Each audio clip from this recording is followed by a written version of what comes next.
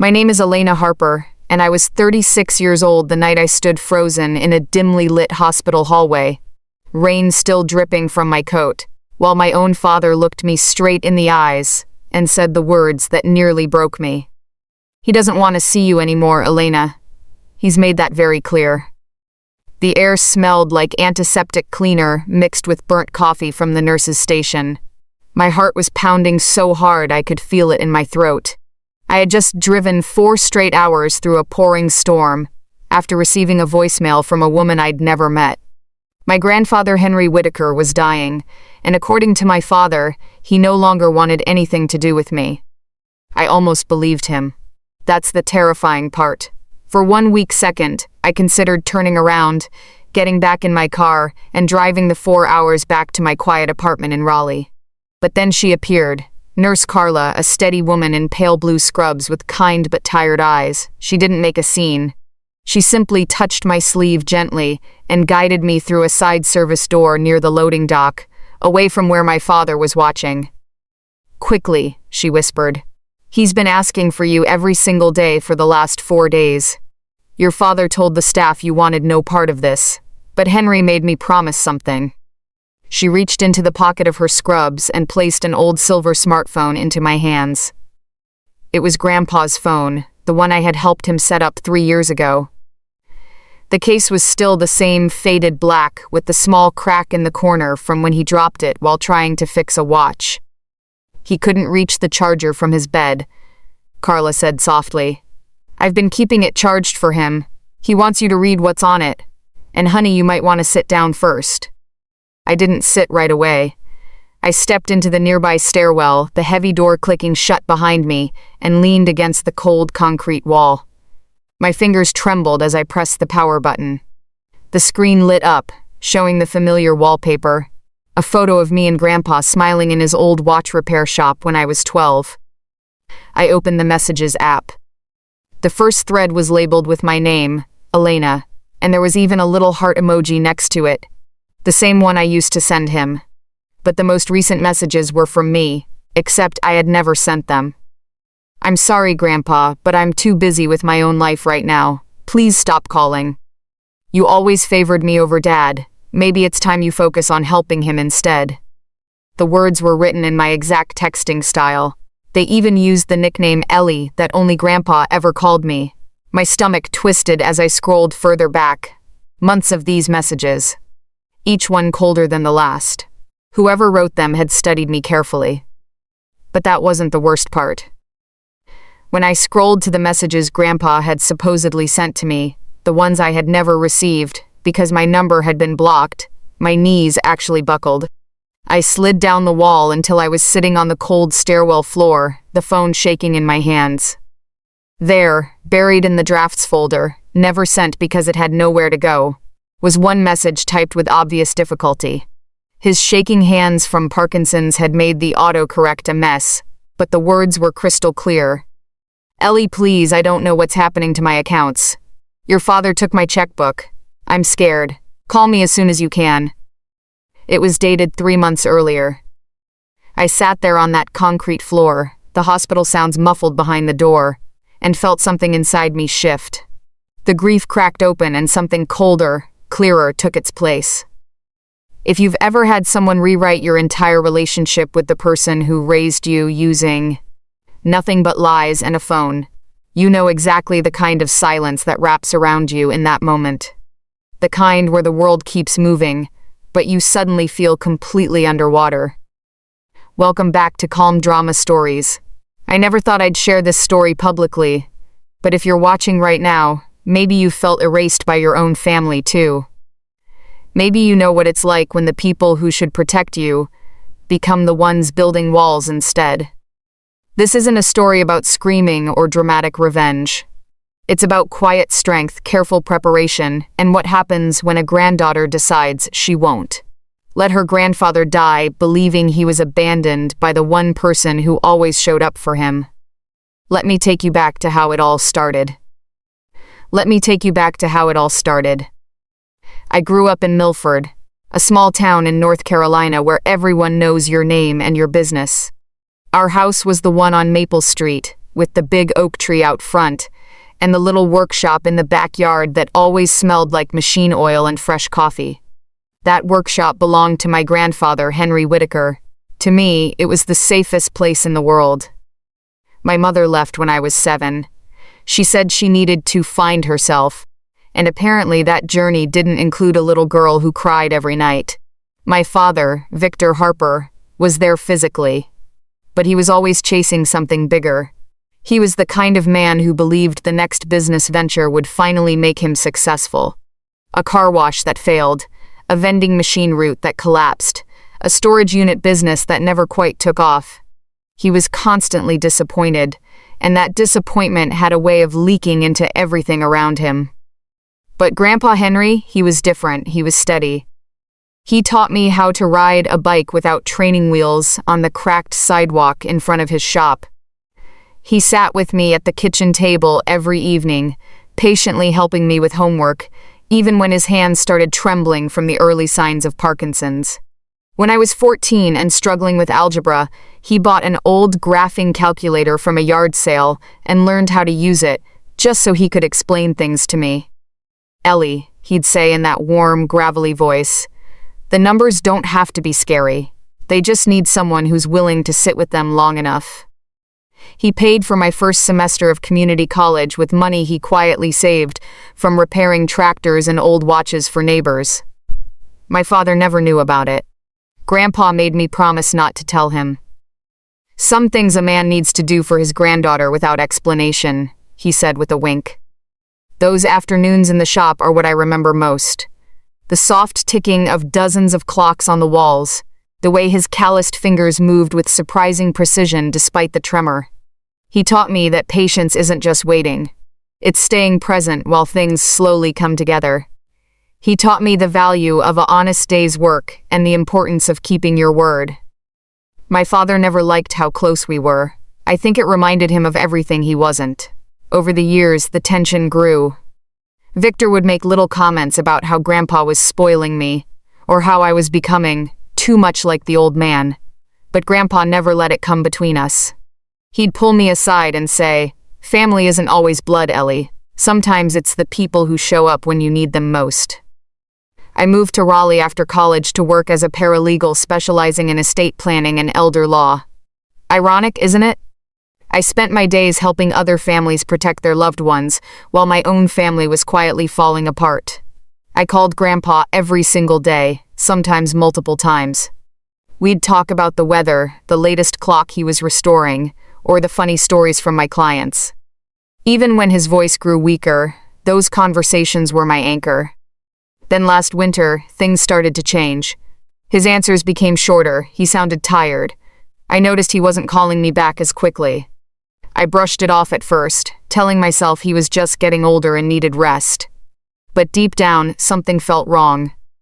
I should have driven home sooner. I should have trusted that instinct. But I didn't. I buried myself in work, convincing myself that silence was normal, that Grandpa was simply busy or resting. That was my mistake. While I was keeping the peace in my own mind, my father was moving pieces on a board I couldn't even see. If you've ever ignored that quiet voice in your gut about someone you love because you didn't want to rock the boat, you understand how easy it is to lose precious time. I learned that lesson the hard way. By the time spring came, 4 months had passed with almost no real contact. Cards I mailed came back undelivered. Texts went unanswered. Calls went straight to voicemail. I told myself it was a rough patch. Families go through them, right? I had no idea my father had already begun rewriting our story. By the time spring arrived, the silence had become deafening.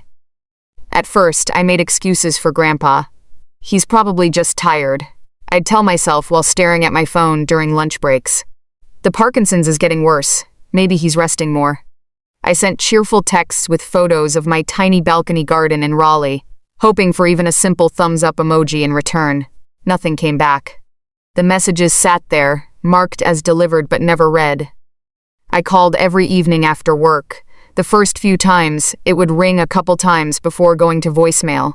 Then one day, it went straight to voicemail without ringing at all. I left messages, light, loving ones at first. "Hey Grandpa, Just checking in. Mishearing about that old pocket watch you're working on. Weeks later, my tone grew more concerned. Is everything okay? I'm starting to worry. Please call me back when you can. Still nothing. I even mailed a birthday card in March with a handwritten letter inside, telling him about a big case I'd won for an elderly client. The card came back 2 weeks later, stamped "Return to Sender" in red ink. That one hit me hard. Grandpa had lived in that same house on Maple Street for 43 years. There was no way the address was wrong, unless someone had changed it on purpose. That was when the worry really settled in my chest like a stone. I tried reaching out to my father once. Just one call. He answered, sounding distracted as usual. Your grandfather is fine, Elena. He's resting. He doesn't want to be bothered right now. When I pressed for more details, he got short with me. You've got your own life down there in Raleigh. Let us handle things up here. Click. I sat on my couch that night with a cold cup of tea, replaying the conversation. Something in his voice felt off, too controlled, too rehearsed, but I pushed the feeling down. I told myself I was overthinking, that I was being a dramatic daughter. After all, I was the one who had moved away. Maybe this was the price of building my own career. Work became my escape. I threw myself into other people's family crises, drafting wills, setting up trusts, advising adult children on how to protect aging parents. Every time I sat across from a client, worried about their loved one being taken advantage of, a small voice in the back of my mind whispered, "What about your own grandfather?" I silenced it by working longer hours. Nights were the hardest. I'd lie in bed staring at the ceiling, remembering how Grandpa used to call me his favorite project. How he'd say, "The world needs more people who show up, Ellie. Not just when it's easy." Those memories made the silence feel heavier. If you've ever felt slowly erased from someone's life without understanding why, you know how it chips away at you. It's not one big dramatic fight. It's 1,000 small absences that leave you questioning everything. I started doubting myself. Had I said something wrong during our last real conversation? Was I not calling at the right times? Was I becoming one of those distant relatives who only appears when it's convenient? The guilt was constant. I kept telling myself I should drive up and check on him in person, but then a big deadline would land on my desk, or I'd convince myself that showing up unannounced might stress him out more. Looking back now, that hesitation was my biggest regret. While I was overthinking and giving everyone the benefit of the doubt, my father was using that time to build something much darker. He wasn't loud about it. That's what made it so effective. Victor Harper had always been good at playing the long game, moving money quietly, telling stories that sounded reasonable on the surface, making people feel like he was the responsible one, carrying the weight of the family. I had no idea how deep it already went. The isolation wasn't sudden. It was gradual, like a door closing inch by inch until suddenly you realize you're standing on the wrong side of it. And by the time I finally understood what was happening, my grandfather had been asking for me for days, while my father stood guard at the gate. That Tuesday afternoon, when my phone rang with an unknown number from Milford area code, I almost let it go to voicemail. Something told me to answer. And that one decision changed everything. That Tuesday afternoon, I was sitting at my desk reviewing a complicated guardianship file when my phone lit up with an unknown number from the Milford area code. Something in my chest tightened. I almost let it ring out. I'd grown used to disappointment, but a quiet instinct told me to answer. A woman's voice came through, low and urgent, like she was cupping her hand around the receiver. "Elena Harper? This is Carla, charge nurse on the cardiac floor at Milford Regional. Your grandfather Henry has been asking for you every single morning for the last 4 days. He's been very clear. He wants to see you." The words hit me like cold water. I stood up so fast my chair rolled backward into the filing cabinet. I told her that didn't make sense. I'd been trying to reach him for months. Carla went quiet for a moment, then said the words that sent ice through my veins. "Honey, your father has blocked every call. He told the staff you wanted nothing to do with your grandfather. He even showed us messages." I gripped the edge of my desk, My legs felt unsteady. She continued, voice steady but compassionate. He's lucid, Elena. He knows exactly who he's waiting for. I'm risking a lot by calling you, but I can't watch him wait anymore. He's fading and he needs to see you. Before she even finished speaking, I had my keys in my hand. I told her I'd be there by nightfall. As I was about to hang up, she added one more thing. He wants me to give you something. Come to the East Service entrance, not the main lobby. And Elena, prepare yourself.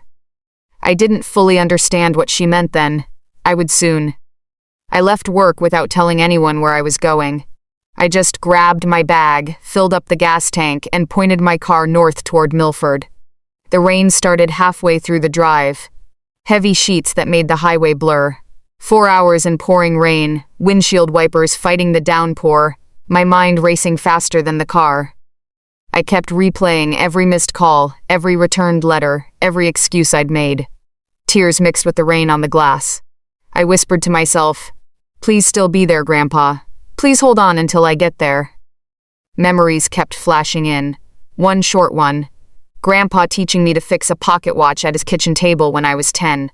His hands were already starting to shake, but his voice was patient. "Steady now, Ellie. Some things take time and gentle hands." That memory hurt more than anything. I stopped only once for gas and coffee. The whole drive I rehearsed what I would say to my father if he tried to stop me. I told myself I would stay calm, that we could handle this like adults.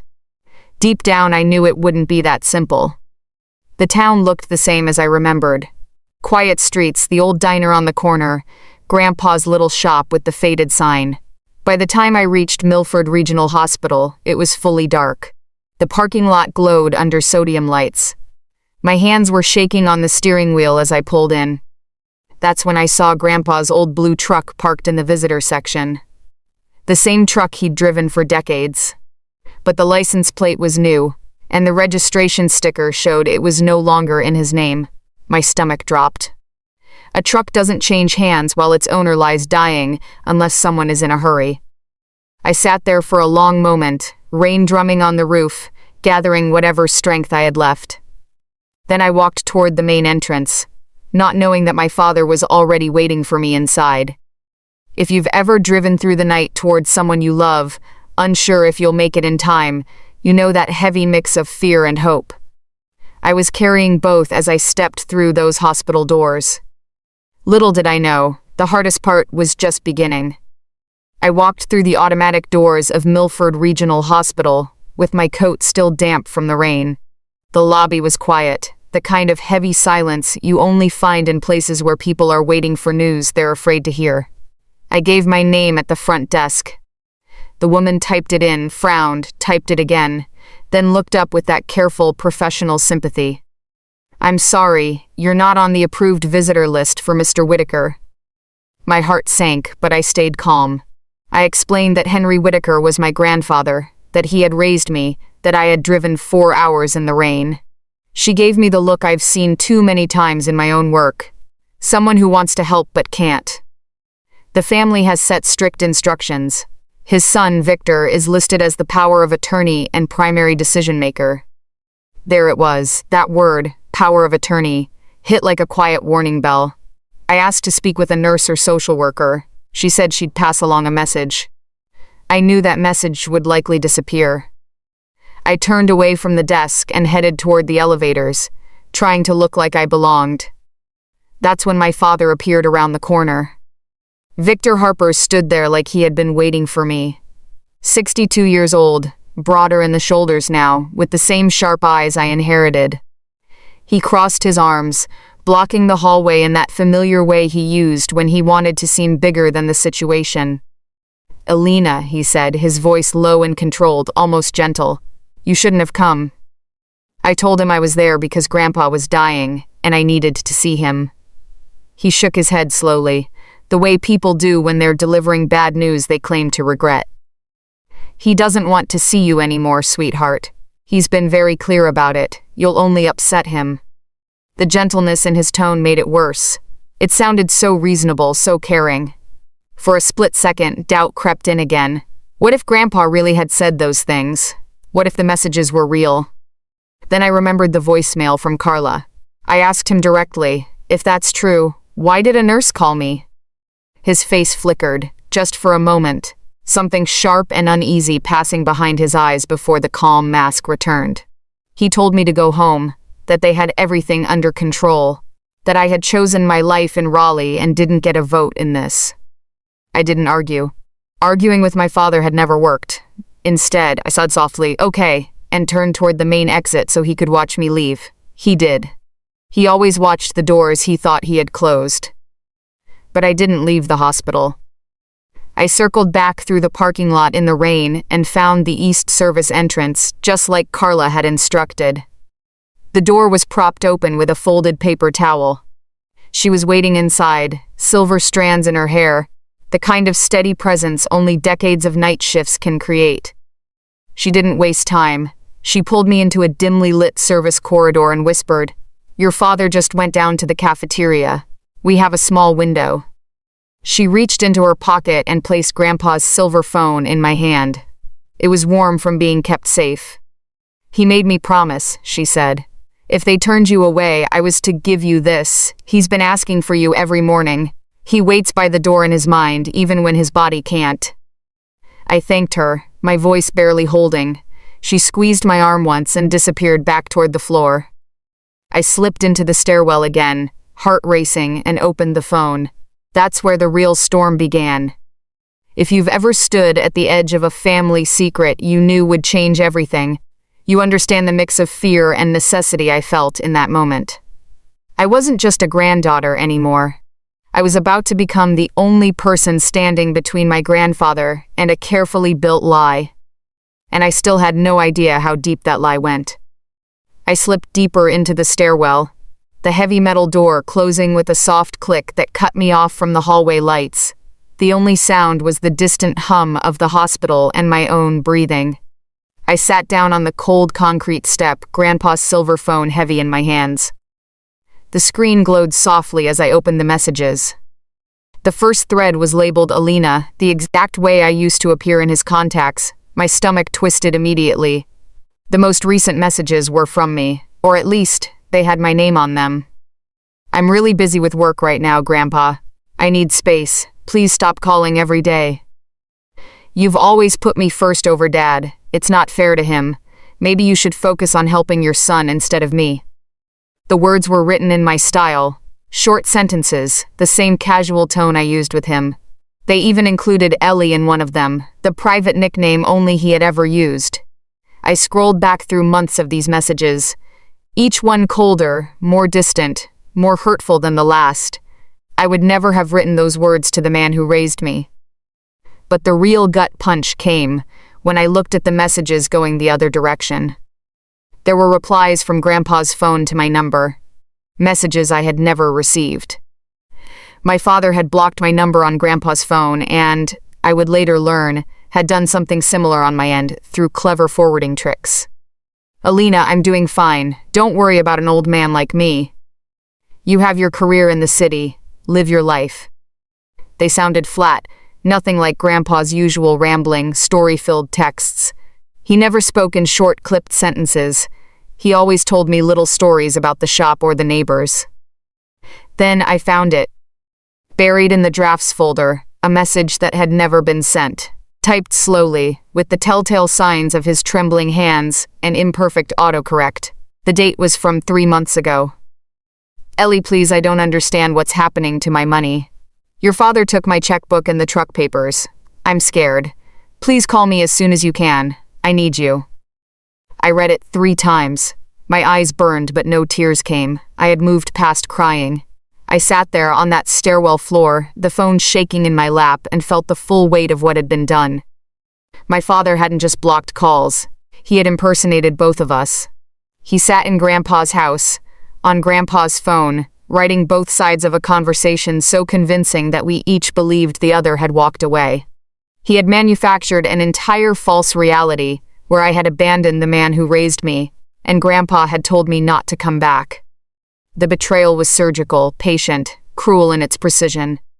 If you've ever discovered that someone you trusted rewrote your love story into something ugly, you know the cold clarity that follows. It's not loud rage. It's a quiet, steel-hard resolve settling into your bones. I stayed on that floor for what felt like a long time, piecing it together. The returned birthday card. The truck with the new registration. The way my father had stood in the hallway with that gentle, disappointed voice. It all clicked into place like a lock turning. This wasn't a misunderstanding. This was calculated. Carla found me a few minutes later. She crouched beside me without saying anything at first, just offering quiet presence. When I finally looked up, she nodded like she already understood. "He's still sharp, you know," she whispered. "His body is failing, but his mind is clear. He knows something isn't right. That's why he made me promise to get that phone to you." I thanked her again, my voice hoarse. She helped me up and told me she could get me 10 minutes with Grandpa while my father was still downstairs. As we walked quietly down the service corridor, I felt something shift inside me. The granddaughter who had hesitated for months was gone. In her place was the paralegal who knew exactly how these situations worked, and the woman who refused to let her grandfather die, believing he had been forgotten. The real fight was just beginning. But for the first time, I wasn't walking into it blind. As Carla led me quietly toward Grandpa's room, my mind was racing through everything I had just read on that phone. The pieces were falling into place, and the picture they formed was darker than I had imagined. My father hadn't needed to forge signatures. He had something far more powerful. A real financial power of attorney that Grandpa had signed 6 years ago, right after my grandmother passed. Back then, it was meant to be a convenience document, something to help with bills and doctor visits, while Grandpa's hands trembled more each month. Victor had presented it as a simple way to make life easier. Grandpa trusted his only son. Now that document had become a master key. While I was in Raleigh building my career, my father had moved into Grandpa's house under the guise of helping. He slowly took control. He changed the truck title into his name. He gradually transferred money from Grandpa's savings into accounts he controlled. Not all at once, but in careful amounts that wouldn't trigger bank alerts. He paid off some of his own failing business debts and even helped my half-brother with gambling issues using Grandpa's money. And the messages? That was the cruelest part. He had sat in that old house using both phones, crafting a story where I had abandoned Grandpa and Grandpa had pushed me away. He isolated us from each other so completely that neither of us could reach for help. By the time Carla quietly opened the door to Grandpa's room, I was no longer just grieving. I was calculating. The room was dim, lit only by a small lamp and the green glow of the heart monitor. Grandpa Henry looked smaller than I remembered, his body fragile under the thin hospital blanket. But when the door opened and he saw me, his eyes lit up with that familiar warmth I thought I might never see again. "Ellie," he whispered, his voice thin but steady, "you came." I crossed the room quickly and took his trembling hand in both of mine. It was warm, the tremor still there, but his grip was surprisingly firm. He pulled me closer. "They told me you didn't want to see me anymore," he said softly. "Showed me messages. I almost believed them, but something in my heart wouldn't let me." I told him the truth in a quiet rush, that I never sent those messages, that I had been trying to reach him for months. He nodded slowly, like a man who had already suspected the worst but needed to hear it confirmed. "I didn't write those things to you either," he said. His eyes were clear, no fog of confusion, just deep sadness and quiet anger. "I knew something was wrong with the money. I tried to tell you, but the messages wouldn't go through." In that moment, sitting beside his hospital bed, I understood the full scope of what my father had done. It wasn't impulsive. It was patient, calculated, and wrapped in the insights of a devoted son taking care of his aging father. Victor had played the long game, counting on my hesitation and Grandpa's declining health to let him drain what remained of a lifetime of hard work. If you've ever realized that someone close to you has been quietly stealing pieces of your life while smiling and calling it love, you know how disorienting that moment feels. It makes you question every memory, every kind gesture. But here's what I also realized in that dim room. Grandpa was still completely lucid. He knew who he was, where he was, and what he wanted. And according to everything I had learned in my years as a paralegal, that meant The old power of attorney could be revoked, as long as we acted fast. Before my father returned from the cafeteria, Carla gave us 10 precious minutes. In those minutes, Grandpa made one thing very clear. Don't let him win, Ellie. This is still my life. I squeezed his hand and promised him I wouldn't. And for the first time since reading those messages, I felt something stronger than betrayal. I felt purpose. I slipped out of the room the same way I came in, through the side corridors. My father was still downstairs, unaware that the wall he had built was already starting to crack. The quiet fight had officially begun. That brief visit with Grandpa in the dim hospital room became the turning point I desperately needed. We only had those 10 stolen minutes, but they felt like a lifetime. I sat on the edge of his bed, holding his hand while the monitor beeped softly beside us. His face, though tired and gaunt, carried the same quiet strength I had known my whole life. No confusion clouded his eyes. He was still completely Henry Whitaker, the man who had fixed hundreds of broken clocks and, in his own way, tried to fix our broken family. I knew something wasn't right, he told me, his voice low but steady. Victor kept saying you were too busy, that you had moved on with your fancy city life. He showed me those messages on my phone. At first I believed them. It hurt less than thinking my own son was lying to me. He paused, breathing carefully, then continued. But deep down I knew my Ellie wouldn't just disappear, not without a fight. Hearing him call me Ellie again, the way he always had since I was a little girl, nearly undid me. I told him everything I had pieced together from the phone, the blocked numbers, the fake conversations written from both sides, the truck that was no longer in his name. He listened without interrupting, just nodding slowly as the truth settled in. When I mentioned the power of attorney, his expression hardened. I signed that years ago, he said. After your grandmother passed, Victor told me it was just to help with the bills. My hands were shaking so bad I could barely read the pages. I trusted him. There was real shame in his voice. The shame of a proud man who realized too late that trust had been weaponized against him. I reassured him gently that the document was old, signed when he was vulnerable, and that as long as he still had capacity, which he clearly did, we could take it back. In those few minutes, I watched my grandfather make a decision. He reached under his pillow with his trembling hand and pulled out a folded piece of paper. A photocopy of the original power of attorney that Carla had helped him make earlier. I've been holding on to this, he said. Something told me I might need it. That small act of quiet resistance from a dying man moved me more than anything. I explained what needed to happen next. A fresh medical assessment to confirm his mental capacity. A formal revocation of the old power of attorney. A new one naming me and an advance healthcare directive. We had to move fast because I suspected my father was already preparing something bigger. Grandpa looked at me with those clear, determined eyes and said the words that became my anchor for the days ahead. This is still my life, Ellie, not his. Help me take it back. I promised him I would. Not with anger or shouting, but with the same patience and precision he had taught me in his workshop. As a paralegal, I knew the law was on our side if we acted correctly and quickly. But I also knew my father wouldn't make it easy. Before Carla quietly ushered me out, Grandpa squeezed my hand one last time. Don't let him turn you into someone who hesitates. You've always been the brave one. Those words stayed with me as I slipped back into the service corridor. The granddaughter who had spent months doubting herself and making excuses was gone. In her place was a woman with a clear mission. I drove back to the small motel on the edge of town, checked into a basic room, and sat at the tiny desk with my laptop open. I called my old mentor, attorney Margaret Klein, even though it was late.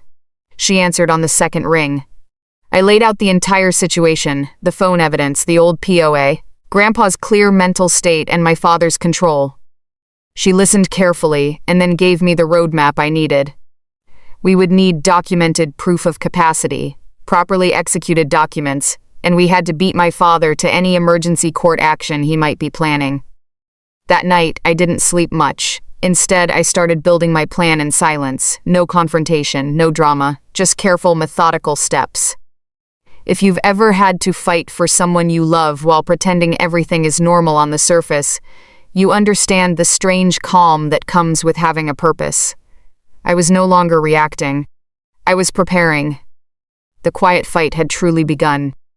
The next morning, I was already sitting at the small motel desk with a legal pad, coffee, and my laptop before the sun had fully risen. I had barely slept, but for the first time in months, my mind felt sharp and focused. Attorney Margaret Klein had sent me a detailed checklist late the night before, and I started checking things off one by one. First, I needed a fresh capacity assessment from an independent physician, not someone connected to my father. Second, a formal written revocation of the old power of attorney. Third, a new durable power of attorney naming me with limited, specific powers. And finally, an advance healthcare directive that clearly stated Grandpa's wishes about visitors and medical decisions.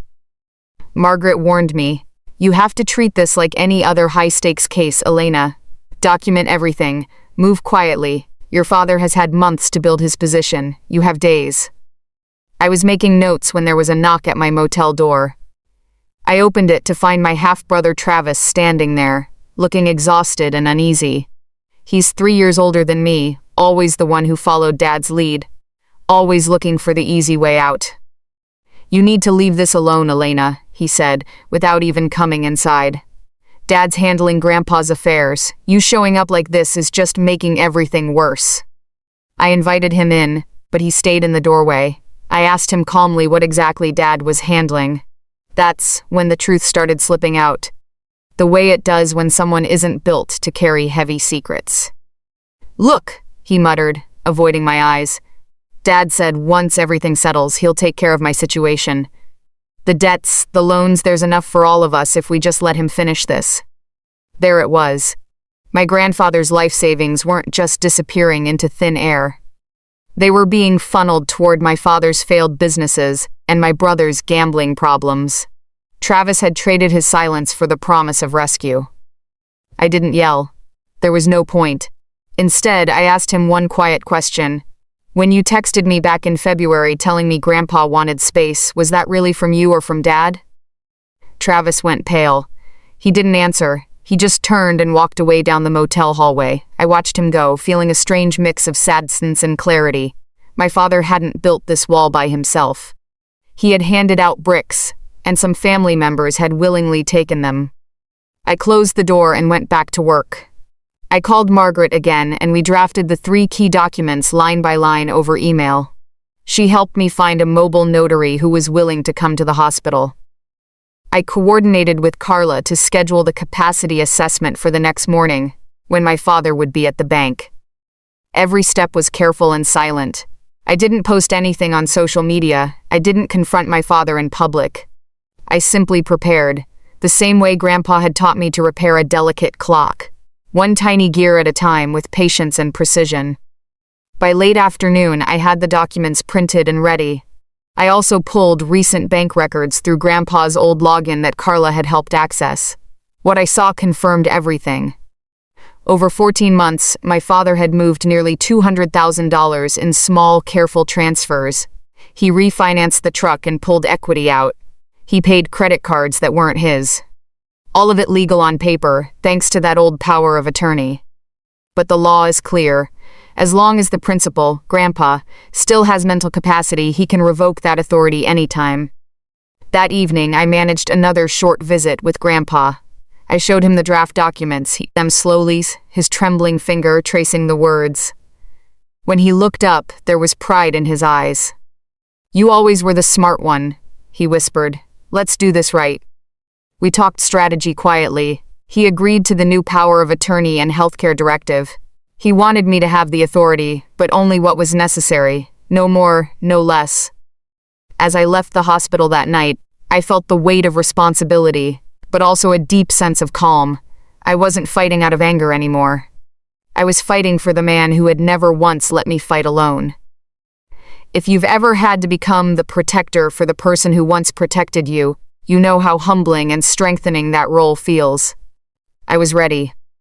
But I also knew my father was not going to let go easily. The real test was coming. The next morning, I learned just how calculated my father truly was. I had spent the night finalizing documents and coordinating with Carla for the capacity assessment. Everything was lining up quietly. But when I arrived at the hospital, the atmosphere had shifted. The whispers had already begun. Sharon, my stepmother, had been working the town. Milford is small, the kind of place where news travels faster at the beauty salon and church coffee hour than anywhere else. By Thursday, the story circulating was hers, the distant granddaughter who had abandoned her grandfather for years suddenly reappearing at the last minute, sniffing around for money while the poor old man lay dying. She told it with just the right mix of concern and sadness, holding her paper cup of coffee and dabbing at her eyes in the waiting room. I heard it myself from the motel receptionist who didn't realize I was the granddaughter in the story. It stung, but I refused to engage. Rumors are loud, but they don't hold up in a courtroom. I stayed focused. What I didn't expect was how far my father had already gone. While I was meeting with Grandpa and preparing documents, Victor had driven to the county courthouse. He filed an emergency guardianship petition, asking the court to declare Grandpa incapacitated and appoint himself as guardian of both person and estate. The petition was cleverly written, full of soft poison. It described Grandpa as confused and vulnerable, and painted me as the estranged granddaughter who had vanished for months and only returned when death was near, trying to manipulate a dying man for financial gain. If the judge granted it, everything Grandpa signed afterward would be worthless. My revocation would mean nothing. His right to choose visitors would disappear. The emergency hearing was scheduled within 72 hours. When Margaret called me with the news, I sat on the edge of the motel bed and stared at the wall for a long moment. My father wasn't just defending his control. He was trying to lock it in permanently through the court. That was the moment I understood how intelligent and ruthless his strategy had been. He had used the old power of attorney as a bridge, slowly drained assets while maintaining the image of a devoted son. And now he was going for the final move, using the law itself as a weapon. But here's what he didn't count on. I work in elder law. I know exactly how these petitions are evaluated. And more importantly, I now had Grandpa's clear capacity, the phone full of evidence, and a growing stack of properly prepared documents. I didn't panic, I adapted. I reached out to the hospital social worker, Paul Hollis, and formally requested a capacity evaluation. I submitted the phone records and financial trails I had already gathered. Carla and the night staff began quietly documenting Grandpa's lucid conversations and his repeated requests to see me. My father tried to tighten the wall. He had security post a note at the desk restricting my access. But Grandpa's own requests carried weight, especially with medical staff who had watched him ask for me day after day. That evening, as I was leaving the hospital after another short visit, my father caught me in the parking lot. No audience this time. Just him, standing under the streetlight, looking smaller somehow. "The business is gone, Elena," he said quietly. 18 years and it's finished. I'm 62, nobody wants to hire a man my age. His voice cracked slightly. I was just taking what should have come to me anyway, a little early. For a moment I saw the fear underneath the control. The man who had spent his life chasing success and failing, now staring at an old age with nothing left. But then I remembered the draft message on Grandpa's phone. "I'm scared," typed with shaking hands and no one to send it to. I replied softly, "If you needed help, you could have asked him. He would have given it. Instead, you erased me so he would have no one else to turn to." He didn't apologize. He never did. He just turned and walked back toward the hospital. I drove back to the motel knowing the next 72 hours would decide everything. My father had played his strongest card, the emergency guardianship. But I had something he didn't: truth, preparation, and a grandfather who still knew exactly who he was. The quiet war had moved from the hospital hallways into the courtroom, and I was ready. The next morning arrived with a quiet intensity I could feel in my bones. The capacity assessment was scheduled for early, and I knew it was one of the most important pieces of the entire plan. Without a doctor confirming that Grandpa still had full decisional capacity, None of the documents we were preparing would hold up. I waited in the family lounge while Dr. Hammond, an experienced internist with reading glasses perched on her head, spent nearly 40 minutes with Grandpa. I wasn't allowed in the room, which was right, but Carla kept me updated with small nods whenever she passed by. Those 40 minutes felt endless. I kept replaying every moment I had with him, praying his mind remained as sharp as I knew it was. When Dr. Hammond finally came out, she didn't smile. Doctors in these situations rarely do, but her voice was clear and professional. "Your grandfather has full decisional capacity," she told me. "His body is failing, yes, but his judgment is intact. He understands his situation, the consequences of his choices, and he can clearly express what he wants. I'll document this thoroughly today." Those words lifted a massive weight off my chest. I thanked her and immediately forwarded the report to Margaret. A fresh, independent medical opinion dated that very day. It was exactly the kind of evidence a court would take seriously. Later that afternoon, the mobile notary arrived. Gail was a calm, no-nonsense woman in her 50s who had seen every kind of hospital bedside signing. She checked Grandpa's ID carefully, asked him his full name, the date, and whether he understood he was signing important legal documents of his own free will. Grandpa answered every question clearly, even adding a small touch of his old humor. "Fridays were always good days to fix clocks," he said with a faint smile. "No rush toward Monday." Gail almost smiled. Carla stood as one witness, and Paul Hollis, the hospital social worker, stood as the other. The room felt heavy with importance as we went through the documents one by one. First, the formal revocation of the old power of attorney, the one my father had been using like a weapon for over a year. Grandpa's hand trembled as he signed, but each letter was deliberate and careful. I had to look away for a second, because watching that proud man fight to reclaim his own life with a shaking pen moved me more than I can describe. Then came the new durable power of attorney, naming me with narrow, specific powers. Exactly what Grandpa wanted. No blanket control. Just what was necessary to protect him. He signed it with steady focus. Finally, the Advanced Healthcare Directive that clearly stated his wishes about visitors, treatment, and who could make decisions for him. He signed that one too, then set the pen down and let out a long, tired breath. "There," he whispered. "Now it's mine again." In that moment, I saw something beautiful. A frail man with a failing body taking back control of his life with nothing but his mind and his will. I hadn't signed a single line, but I had held the door open long enough for him to walk through it himself. After Gail notarized everything and the witnesses confirmed the signatures, I immediately began serving notice. I gave certified copies to the hospital staff so they updated Grandpa's chart. Margaret sent formal notice to the bank, freezing my father's authority effective immediately. A copy was also hand-delivered to my father's attorney before the close of business. That evening, when my father stormed down the hallway with the papers in his fist, his calm mask finally cracked. He raised his voice loud enough for the nurses to step out of their station. "You think a piece of paper changes anything?" he shouted. "I'm his son. I've been here the whole time." I let him finish. Then I answered softly, just above a whisper. "I was on the other end of the phone you blocked." I didn't say anything else. I simply walked into Grandpa's room and closed the door gently behind me.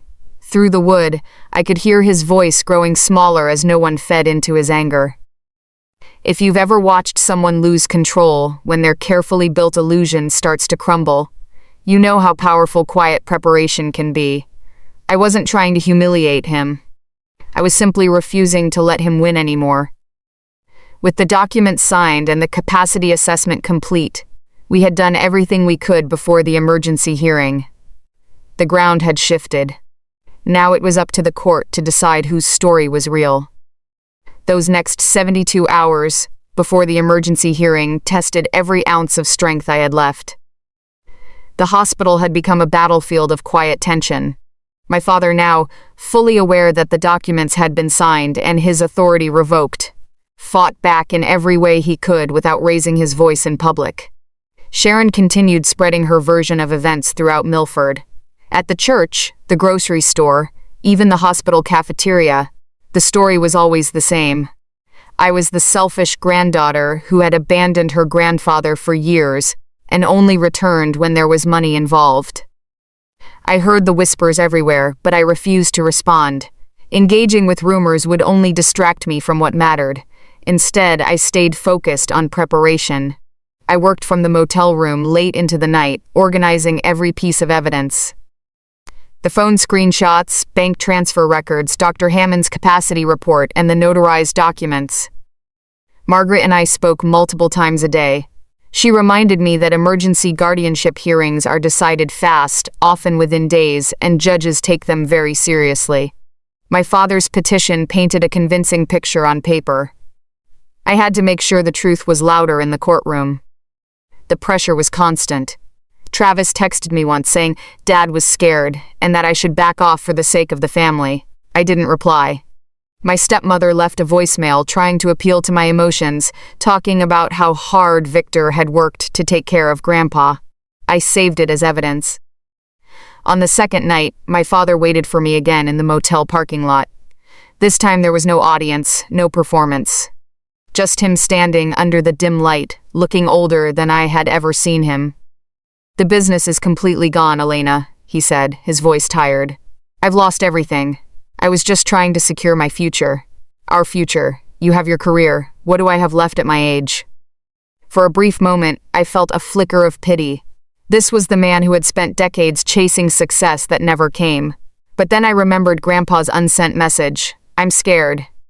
I remembered the months of silence, the fake texts, the way he had tried to make a dying man believe his only granddaughter had abandoned him. "If you needed help, you could have asked," I said quietly. "Grandpa would have given it freely. Instead, you chose to erase me and take what wasn't yours." He didn't have an answer. He just stood there as I walked past him to my room. Inside, I sat on the edge of the bed and let myself feel everything for a few minutes. The anger, the sadness, the exhaustion. Then I pushed it aside. There wasn't time for emotions to take the wheel. I reviewed my notes for the hearing again, practicing how I would present the evidence calmly and clearly. Judges don't respond to drama. They respond to facts, preparation, and credibility. Meanwhile, Carla and Paul Hollis continued documenting Grandpa's lucid moments and his repeated requests to see me. Those small notes in his chart would become powerful supporting evidence. The night before the hearing, I visited Grandpa one last time before court. He looked tired but determined. He held my hand and said, "No matter what happens tomorrow, I know my mind. And I know who showed up when it mattered." His words gave me the final strength I needed. If you've ever carried the weight of protecting someone you love while the world around you tried to tear you down, you understand how heavy those 72 hours felt. I barely slept. But every time doubt tried to creep in, I remembered the man in that hospital bed who had taught me patience, precision, and the importance of showing up the right way. The courtroom would decide the legal outcome. But in my heart, I already knew we had won something far more important. Grandpa's voice was finally being heard. The probate courtroom in Milford was smaller than I expected. Plain wooden benches, bad acoustics, and an American flag hanging in the corner. It was fuller than a typical emergency hearing because Sharon had made sure the right people from town were there to watch the granddaughter who came back for the money. I sat at the front table with Margaret beside me. Grandpa had insisted on being there. He was wheeled in with an oxygen line at his nose, looking frail but determined. His eyes met mine and he gave a small nod. That was all the encouragement I needed. My father's attorney went first. He was polished and confident, painting the picture his petition had promised. He described my grandfather as a confused, vulnerable old man whose health had declined rapidly. He spoke about Victor as the devoted son who had sacrificed everything. Moved into the house, managed the bills, stayed at the bedside for months. Then he turned to me. "The respondent's granddaughter," he said, "has been absent for years. She moved away, built her own life, and only reappeared when death was imminent, attempting to influence and seize control of Mr. Whitaker's estate." The room murmured. I felt eyes on me from the back rows. My father sat there looking wounded and righteous, the image of a heartbroken son. Then Victor took the stand. His voice started gentle, almost broken. "I've done nothing but try to protect my father," he said. Elena left. She stopped calling. She sent messages saying she was too busy with her own life. I showed Dad those messages because he deserved the truth. All I've ever wanted was to take care of him in his final days. He looked directly at the judge. "She doesn't get a say anymore." She walked away. I stayed. The words landed heavily. Several people in the audience nodded. For a moment, the old doubt tried to rise in me. The voice that whispered maybe I had waited too long, maybe I should have come sooner. But I pushed it down. I had the evidence. I had the truth. My father continued, his voice growing stronger. He talked about the power of attorney Grandpa had willingly signed years ago. He claimed he had only used it to manage bills and medical care. He denied any financial misconduct, saying everything was done transparently and for Grandpa's benefit. I watched him carefully. There was fear behind the performance. He knew the documents had been revoked. He knew about the capacity assessment. But he was still betting that the judge would see him as the reliable son and me as the outsider. When his attorney finished, the judge looked over her glasses and asked if I was ready to respond. I stood up, buttoned my jacket, and kept my voice calm and steady, the same voice I use when presenting cases for clients. I didn't attack my father personally. I let the facts speak. "Your Honor," I began, "every adult is presumed competent unless proven otherwise. The petitioner is asking this court to strip my grandfather of his rights, based on claims that the evidence simply does not support." I could feel the shift in the room as I laid the foundation. The real battle was just beginning, but I was no longer the hesitant granddaughter standing outside a closed door. I was prepared, and I was ready to fight with clarity and quiet strength. The courtroom fell into a focused silence. Everyone was listening now. I stood before the judge and laid out the truth one piece at a time, keeping my voice calm and measured. I began with Dr. Hammond's capacity assessment, a fresh, independent medical report dated just days earlier. "My grandfather possesses full decisional capacity," I said. "His body is failing, but his mind is clear. He understands his finances, his relationships, and the consequences of his choices." Next, I presented the notarized documents. The formal revocation of the old power of attorney, the new one naming me with limited powers, and the healthcare directive. All signed in front of witnesses and a notary at his hospital bedside. These were executed after the capacity assessment, I explained. They reflect my grandfather's current, competent wishes. Then I addressed the heart of the matter. I showed screenshots from Grandpa's phone. The courtroom grew very still as I displayed the fake messages written in my name, the cold, distant texts I had never sent. I also showed the messages from Grandpa's side that had been blocked from reaching me, and most powerfully, the unsent draft. "Ellie, please, I don't understand what's happening to my money. Your father took my checkbook. I'm scared." The judge leaned forward slightly. The audience was completely silent. I continued without raising my voice. I presented the bank records showing how, over 14 months, my father had moved nearly $200,000 in careful transfers into accounts he controlled. The truck retitled. The equity pulled. Payments made toward my brother's debts. All done under the authority of an old power of attorney that Grandpa had now lawfully revoked. This wasn't sudden theft, I said. It was patient, calculated, wrapped in the appearance of caregiving. But the law is clear. A competent person can revoke a power of attorney at any time. My father's attorney objected, arguing this was a guardianship hearing, not a fraud trial. The judge responded calmly.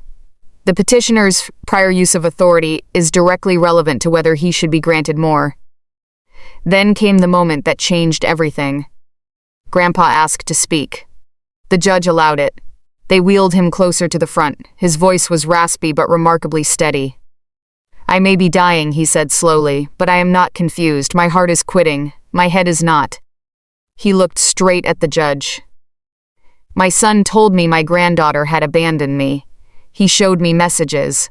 I believed him for a while because believing him hurt less than the truth. But he wrote both sides. He blocked her calls. He took my money while telling everyone he was protecting me. The room was so quiet you could hear the oxygen machine. Grandpa turned his head toward my father for the first time. "You told her I didn't want to see her. You told me she didn't want to see me. But I asked for her every single day." His voice didn't rise, but it carried the weight of truth. "Here is my say. I want my granddaughter. I want my life back in my own hands. And I want the court to know I still know my own mind." At that moment, my father broke. He stood up suddenly, voice loud and cracking. "She got to him. Can't you see? She manipulated him." The bailiff moved forward, but the judge raised her hand. She let the silence sit. Then she looked at my father with calm authority.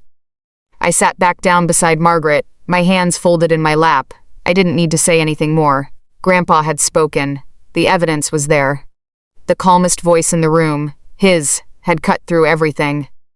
If you've ever watched someone you love stand up for themselves with whatever strength they have left, you know how powerful that moment feels.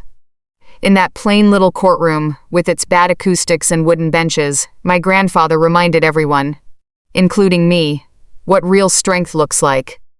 The climax wasn't loud, it was quiet, clear, and undeniable. The judge let the silence settle over the courtroom like a heavy blanket. My father was still standing, breathing hard, his face flushed. The bailiff waited nearby. No one spoke. Then, in a calm and measured voice, the judge delivered her ruling. "On the basis of clear and convincing evidence," she began, "this court finds that Henry Whitaker possesses full decisional capacity. The petition for emergency guardianship is denied in its entirety." A quiet wave of reaction moved through the room. I felt my shoulders drop for the first time in days. The judge continued, looking directly at the documents in front of her. "The court upholds the validity of the revocation of the prior power of attorney and recognizes the new durable power of attorney and advance health care directive executed by Mr. Whitaker. Visitation restrictions are lifted immediately. Mr. Whitaker shall choose his own visitors going forward." She ordered a full accounting of all financial transactions made under the old power of attorney. The case was referred to Adult Protective Services for further investigation. Her final words carried quiet steel as she looked at my father. "The petitioner's prior exercise of authority raises serious concerns. Those matters will be addressed in the appropriate proceedings." It was over. My father sank back into his chair, looking smaller than I had ever seen him. The performance, the gentle voice, the carefully built narrative, it had all crumbled in the face of documented truth and Grandpa's own clear words. Sharon sat frozen beside him. Travis stared at the floor, unable to meet anyone's eyes. I didn't cheer or celebrate loudly. I simply turned to Grandpa. His eyes were shining with quiet satisfaction. He reached out and took my hand with what strength he had left. In that simple touch, I felt everything: relief, pride, and the deep love that had always connected us. As we left the courtroom, the weight I had been carrying for months finally began to lift. The hospital staff updated Grandpa's chart that same afternoon.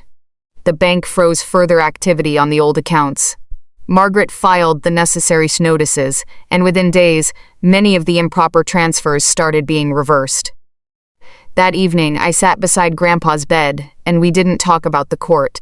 Instead, we talked about the old days, the workshop, the clocks, the way he used to let me help, even when I was just getting in the way. For the first time in a long while, there were no walls between us. If you've ever fought a quiet battle for someone you love and finally seen justice served, you know that the victory isn't loud. It's a deep, steady calm that settles into your soul. I didn't need to scream or gloat. I had simply refused to let lies win. My father lost more than control that day. He lost the illusion he had built. The restitution process would take time, but the most important thing had already been returned: Grandpa's dignity and his voice. The quiet fight was over. Now came the healing. After the courtroom, everything changed. The guardianship petition was denied. The new documents were in place, and for the first time in over a year, my grandfather could breathe without the weight of lies pressing down on him. He chose a small assisted living facility just 2 streets from his old watch repair shop. He wanted to see the faded sign from his window every morning. I made sure that happened. Those final 11 weeks were some of the most precious days of my life. Every afternoon I would sit with him in his cozy room or in the little garden outside. We didn't always talk about heavy things. Sometimes we just sat in comfortable silence while he watched the birds, or listened to the ticking of a small mantel clock I brought from his shop. On his better days, we would carefully take apart an old pocket watch on a towel spread across the table, just like we did when I was a little girl. His hands still trembled, but his mind was sharp as ever. He would guide me through each tiny gear, reminding me that every piece only works because it fits perfectly with the one beside it. Life is like that too, Ellie, he told me one golden afternoon. The pieces don't always look like they belong together, but when they do, everything keeps perfect time. He apologized in his own quiet way, not with long speeches, but with small truths. He admitted he had trusted too easily. That fear of being a burden had made him sign papers without reading them carefully. I told him none of that mattered anymore. What mattered was that we had found each other again before it was too late. We talked about my mother leaving, about my father's endless chase for success that never came, about the kind of family we wished we had and the kind we were choosing to build now, even if it was just the two of us. On his last truly clear day, the sun was streaming through the window. He held my hand tightly and said, "The real inheritance was never the money. It was teaching you to stand up the right way when it matters most. You didn't let him win, Ellie. You showed up." I smiled through tears and whispered back, "I had the best teacher." He passed peacefully a few days later, surrounded by the few people who truly loved him. No drama, no more walls, just quiet dignity, exactly the way he wanted it. In the weeks that followed, the accounting came through.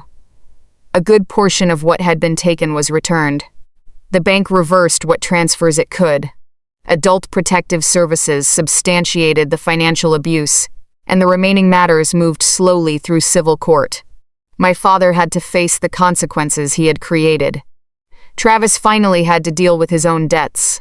Sharon's rumors faded once the courtroom truth spread through town. I changed the locks on Grandpa's house. I set every boundary in writing. And I finally understood something deep in my bones. Some people love you for what you can give them. Others love you simply because you're theirs. Grandpa had always been the second kind. Those final weeks healed parts of me I didn't even know were broken. They reminded me that showing up, really showing up, matters more than almost anything else in this life.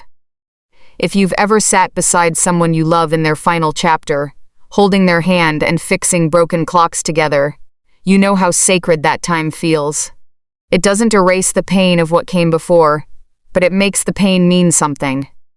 Grandpa's story didn't end with betrayal. It ended with love, clarity, and a granddaughter who learned how to fight quietly and win. Grandpa lived 11 more weeks after that courtroom day. They were gentle, honest, and deeply healing weeks. When he passed, he did so peacefully, with his mind clear and his granddaughter by his side, exactly as he wanted. In the end, most of what had been taken was returned through the court-ordered accounting. The bank reversed what transfers it could. Adult Protective Services completed their investigation. My father faced real consequences, both financial and personal. He lost the control he had fought so hard to keep, and he had to live with the emptiness he created for himself. Travis finally had to face his own debts without Grandpa's money as a safety net. The rumors in town eventually faded when the courtroom truth became the louder story. I changed the locks on Grandpa's house, the one that still carried the faint smell of machine oil and coffee. I set every boundary in clear writing, routing all future contact through attorneys and court orders. And I finally learned how to protect my peace without guilt. Looking back now, this whole journey taught me something I will carry for the rest of my life. Some battles are not won by being the loudest. They are won by being the calmest, the most prepared, and the most unwilling to stay silent when it matters. If you've ever been erased from someone you love, if you've ever felt the slow pain of family betrayal, if you have aging parents or grandparents, and you've been putting off the hard conversations, please don't wait. Check those documents. Have the honest talks while everyone still has their mind. Show up before you have to fight to get through the door. You don't have to scream or create drama to protect the people you love. Sometimes the most powerful thing you can be is quiet, steady, and absolutely determined. If this story touched something deep inside you, if it reminded you of your own family situation, or if it gave you strength to face something difficult, drop the words "quiet strength" in the comments. I read every single one, and I see you. Thank you for sitting with me through this entire story, for listening to the painful parts and staying until the healing. If it moved you, please share it with someone who might need to hear it right now. A friend, a sibling, or anyone who has an aging loved one. Take care of the people who showed up for you.